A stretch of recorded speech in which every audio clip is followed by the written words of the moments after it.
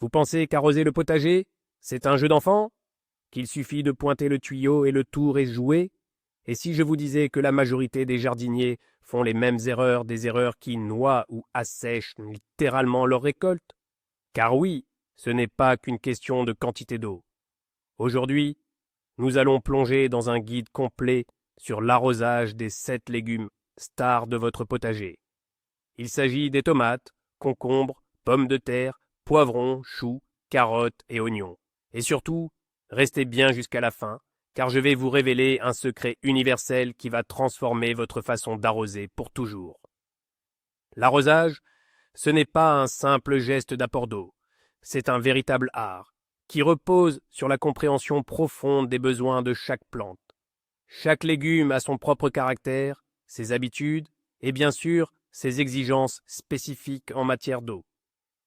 Ignorer ces différences, c'est prendre le risque de compromettre toute votre récolte. Alors, prêts à découvrir comment nouer une relation harmonieuse avec chacun de vos protégés verts? Commençons par Sa Majesté, la tomate. Tout le monde aime les tomates, mais peu savent les arroser correctement. Et il y a une règle d'or à retenir, une fois pour toutes. Jamais, entendez-moi bien, jamais n'arroser les tomates par-dessus les feuilles. Pourquoi est-ce si crucial? Parce que les feuilles mouillées sont une porte ouverte pour le pire ennemi des tomates, le mildiou et autres maladies fongiques. Les gouttes d'eau qui restent sur le feuillage, surtout par temps frais ou couvert, créent un microclimat idéal pour le développement des spores de nuisibles. Toute l'eau doit être dirigée strictement vers les racines. Imaginez que vous versez du thé dans une tasse, pas sur toute la nappe. Votre objectif est d'abreuver le système racinaire qui se trouve en profondeur dans le sol.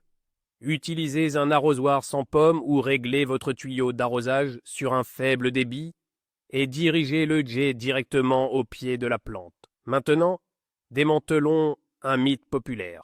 Beaucoup de jardiniers pensent que plus on arrose souvent, plus les tomates seront grosses et juteuses. C'est une grave erreur. Un arrosage fréquent et superficiel oblige les racines à rester près de la surface plutôt qu'à plonger en profondeur. Une telle plante devient faible, dépendante de chaque arrosage et très vulnérable à la moindre sécheresse. La bonne stratégie est d'arroser rarement, mais très généreusement. En moyenne, 1 à 2 fois par semaine, mais de façon à ce que la terre soit bien humide sur 20 à 30 cm de profondeur. Cela force les racines à s'étirer vers le bas en quête d'humidité, rendant le plant vigoureux et sain. Et bien sûr, n'utilisez que de l'eau tiède qui a reposé au soleil. L'eau glacée d'un puits est un véritable choc thermique pour les racines délicates de la tomate. Passons maintenant au concombre, son voisin éternellement assoiffé. Si la tomate est un aristocrate endurant, le concombre, lui, est plutôt un capricieux venu des tropiques, composé à 95% d'eau. Pour lui, le maître mot, c'est la régularité. Vous est-il déjà arrivé de croquer dans un beau concombre bien frais pour découvrir qu'il était terriblement amer?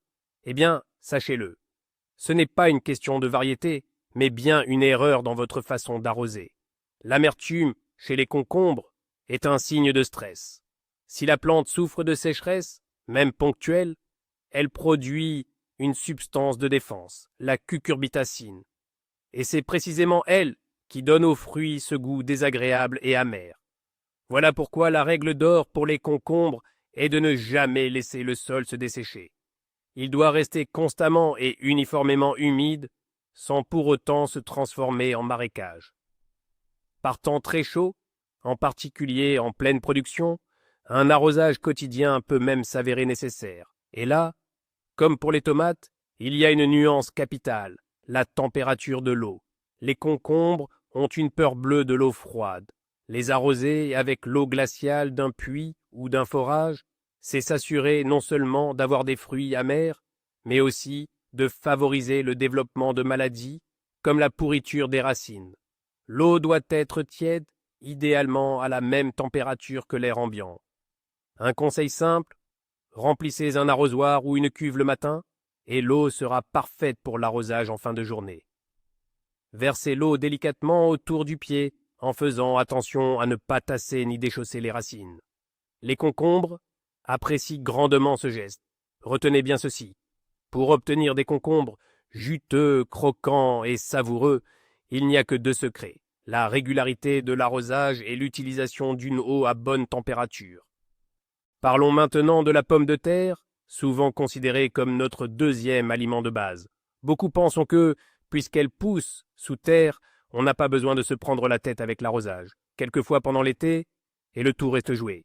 Mais c'est justement cette approche qui mène à la grande déception de l'automne. Une récolte de tout petits tubercules au lieu de belles pommes de terre bien formées. Le secret, pour bien arroser les pommes de terre, c'est de comprendre leur cycle de vie. Tout se joue à deux moments clés. Le premier et le plus important, c'est la période de la formation des bourgeons et de la floraison. Dès que vous voyez les premières fleurs apparaître sur les plants, sachez que sous terre, le processus crucial a commencé. La formation des tubercules. C'est à ce moment précis que la plante a besoin d'eau plus que jamais pour que ces tubercules se développent, en prennent du volume. Si la pomme de terre manque d'eau à cette étape, elle ne pourra tout simplement pas produire une récolte abondante. L'arrosage doit être généreux, en humidifiant le sol sur au moins 20 à 30 cm de profondeur. En moyenne, comptez 1 à 2 arrosoirs par mètre carré. Le mieux est de verser l'eau entre les rangs plutôt que sur les plants eux-mêmes, cela aide à prévenir le mildiou sur le feuillage. Et voici le deuxième moment crucial. Dès que vous constatez que le feuillage commence à jaunir et à se flétrir, c'est le signal pour arrêter l'arrosage. Cela se produit généralement 2 à 3 semaines avant la date prévue de récolte. Pourquoi? Pour laisser les tubercules mûrir. La peau des pommes de terre doit durcir et devenir bien dense. Si vous continuez d'arroser jusqu'à la fin, vous récolterez des tubercules gorgés d'eau à la peau fine qui se conserveront mal et risquant de pourrir rapidement. Alors, retenez ceci, arrosez activement pendant la floraison et stoppez complètement quand le feuillage jaunit et se flétrit. C'est aussi simple que ça. Passons maintenant à un véritable aristocrate venu du sud, le poivron. Qu'il soit doux ou fort, il se comporte au potager comme une vraie diva. Sa règle d'or, l'équilibre et la modération en toutes choses, mais surtout pour l'arrosage. Ce légume est un véritable maître du drame. Si vous le privez d'eau, il ne se laissera pas faire longtemps. En signe de protestation, il fera tomber ses fleurs et même les tout jeunes fruits qui viennent d'apparaître. Et adieu la récolte. Mais si, en pensant bien faire, vous décidez de l'inonder, le résultat ne sera pas meilleur. Ses racines vont étouffer, la plante va dépérir, et là encore, pas de poivron au menu. Alors, comment trouver ce juste équilibre? Le poivron va vous le dire lui-même. Regardez attentivement ses feuilles. Si en pleine chaleur, à midi, elles sont un peu tombantes ou font les oreilles basses, c'est tout à fait normal. Il se protège ainsi du soleil brûlant. Mais si le soir, quand la chaleur est retombée, les feuilles sont toujours flétries et ne se sont pas redressées, c'est un signal clair. J'ai soif.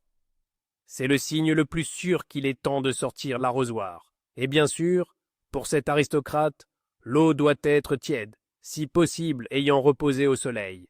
Arroser strictement au pied en veillant à ne pas mouiller les feuilles et la tige.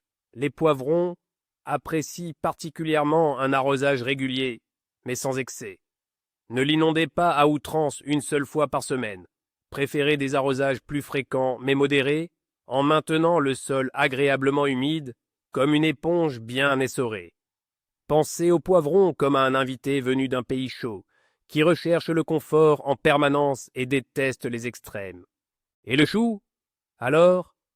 Cette plante généreuse qui trône dans notre potager est une vraie reine et une championne absolue de la consommation d'eau. Si le concombre, c'est 95% d'eau, alors le chou, c'est carrément une pompe vivante qui pompe l'humidité du sol et l'évapore par ses énormes feuilles, comme des oreilles d'éléphant. Pour former une pomme dense, juteuse et bien grosse, le chou a besoin de beaucoup d'eau, surtout en plein été, pendant sa période de croissance active. La sécheresse lui est fatale. Un manque d'eau non seulement ralentit sa croissance, mais peut aussi rendre ses feuilles dures et amères. Il faut donc arroser le chou abondamment et très régulièrement, surtout par temps chaud. Le sol à son pied doit rester humide en profondeur jusqu'à 40 cm. N'ayez pas peur de mettre beaucoup d'eau, le chou vous le rendra bien. Mais comme toute reine qui se respecte, le chou a aussi son caprice. Malgré tout l'amour qu'il porte à l'eau, il déteste par-dessus tout les variations brutales d'humidité. C'est là que réside le principal danger, l'éclatement des pommes. Imaginez, vous n'avez pas arrosé le chou depuis longtemps, la terre est devenue sèche, et puis vous arrivez au jardin et décidez de l'abreuver généreusement, en versant plusieurs seaux d'eau à son pied. Que se passe-t-il? Les feuilles intérieures de la pomme, qui reçoivent soudain une quantité énorme d'eau, se mettent à pousser très vite. Mais les feuilles extérieures, plus dures et asséchées, n'arrivent pas à suivre. Résultat, la pression interne fait éclater la pomme de l'intérieur. Pour éviter cela, arrosez le chou régulièrement, sans laisser la terre devenir trop sèche. Si malgré tout une période de sécheresse survient, reprenez l'arrosage très progressivement en commençant par de petites quantités. Retenez bien, pour le chou, mieux vaut une humidité constante et modérée que des inondations rares mais extrêmes. Parlons maintenant de la carotte. Ce légume racine adore s'enfoncer dans la terre. Et la façon dont vous l'arrosez déterminera directement votre récolte à l'automne.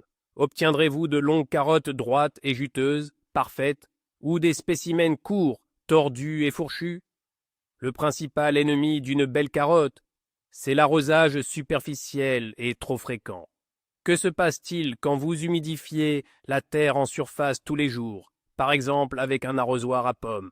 L'eau ne pénètre que sur quelques centimètres, et la carotte, comme toute plante astucieuse, dirige ses racines là où elle trouve de l'humidité, c'est-à-dire près de la surface. Conséquence, la racine principale cesse de s'enfoncer pour se développer en profondeur. Au lieu de cela, elle se ramifie et s'étale en largeur à la recherche d'eau. Voilà l'explication de ces carottes fourchues. Le secret d'un arrosage réussi pour la carotte est la profondeur. Il faut arroser rarement, disons une fois tous les 7 à 10 jours, mais très abondamment. Votre objectif est de bien humidifier le sol sur toute la profondeur où la carotte va se développer, soit au moins 30 centimètres. Cet arrosage profond pousse la racine principale à descendre, à suivre l'eau qui s'enfonce. Elle grandit alors longue, droite et forte. Commencez à arroser la carotte une fois que quelques vraies feuilles sont apparues. En revanche, 2 ou 3 semaines avant de récolter, il faut arrêter complètement d'arroser, un peu comme on le fait pour les pommes de terre. Cela permet aux carottes d'accumuler davantage de sucre, elles seront plus sucrées et savoureuses. De plus, cela assure une meilleure conservation pendant l'hiver. N'oubliez pas, pour que votre carotte pousse vers le bas, arrosez en profondeur. Et pour conclure notre sujet d'aujourd'hui, parlons de l'oignon. On pourrait penser qu'il n'y a rien de plus simple. Pourtant, même ce légume qui semble peu exigeant a ses secrets d'arrosage. Des secrets dont dépendent non seulement la taille du bulbe, mais aussi sa capacité à bien se conserver tout l'hiver. Ici, tout est une question de bon timing. On peut diviser la vie de l'oignon en 2 grandes périodes. La première, c'est mai et juin. Pendant cette période, l'oignon développe activement son feuillage, ses fanes. Et c'est la vigueur de ce feuillage qui détermine la taille future du bulbe. Plus les fanes sont luxuriantes et vertes, plus la tête sera grosse. C'est pourquoi, pendant cette période, l'oignon a besoin d'eau. Arrosez-le régulièrement, environ 1 fois par semaine, en veillant à ce que la terre ne sèche pas. C'est la phase de croissance active et l'eau est son moteur principal. Ensuite vient la deuxième période, juillet et début août. C'est l'étape la plus cruciale, la formation et la maturation du bulbe lui-même. Et c'est là qu'il faut arrêter l'arrosage complètement. On le fait généralement environ 3 à 4 semaines avant la récolte prévue. Pourquoi? La terre sèche envoie un signal au bulbe. Il est temps de se préparer au repos. L'oignon cesse de dépenser son énergie à grandir. Il commence à former ses écailles externes denses et sèches, cette fameuse robe dorée qui le protège pendant la conservation. Si vous continuez à arroser jusqu'à la récolte, vous obtiendrez un bulbe juteux mais totalement impropre à la conservation. Il sera aqueux et pourrira rapidement. Retenez donc cette règle simple pour l'oignon. Première moitié de l'été, on arrose. Deuxième moitié, on laisse sécher. Cette astuce simple est la garantie que vos oignons se conserveront sans problème jusqu'au printemps suivant. Vous avez entendu tout ça et vous vous dites peut-être, Mais comment retenir toutes ces règles pour chaque légume? Pas de panique. Voici le point crucial que je vous avais promis. Le secret de l'arrosage parfait, ce n'est pas un calendrier strict, lundi, mercredi, vendredi. Ce sont 3 principes simples. Le premier, c'est le moment. Arrosez toujours tôt le matin. L'eau aura le temps d'atteindre les racines avant que la chaleur n'arrive et les feuilles sécheront au soleil. Arroser le soir crée des conditions idéales pour les maladies fongiques. Le deuxième, c'est la méthode. Oubliez l'arrosage par le dessus, versez l'eau lentement et précisément au pied de la plante. De cette façon, vous nourrissez le système racinaire au lieu de créer de l'humidité en surface, ce qui provoque des maladies et la croissance des mauvaises herbes. Et le troisième principe, le plus important, la profondeur. Il vaut mieux arroser copieusement et en profondeur une fois tous les quelques jours, plutôt qu'un peu tous les jours. Un arrosage superficiel force les racines à pousser vers le haut, vers l'humidité, rendant la plante faible et dépendante. Votre objectif principal est de faire pousser les racines en profondeur. Et le meilleur outil pour ça, vous l'avez toujours sur vous. C'est votre doigt. Il suffit de l'enfoncer dans la terre près de la plante, sur une profondeur de 5 à 7 cm. Si c'est sec, il est temps d'arroser. Si c'est humide, la plante va bien. Et voilà, pas de calcul compliqué, juste vous et votre plante. J'espère que ce guide simple vous aidera à faire pousser une récolte incroyable. Merci d'avoir regardé jusqu'au bout. Si la vidéo vous a été utile, mettez un like et abonnez-vous à la chaîne pour ne pas manquer les prochains conseils. Et maintenant, une question pour vous. Quel légume est le plus capricieux à arroser dans votre potager? Partagez votre expérience et vos secrets dans les commentaires.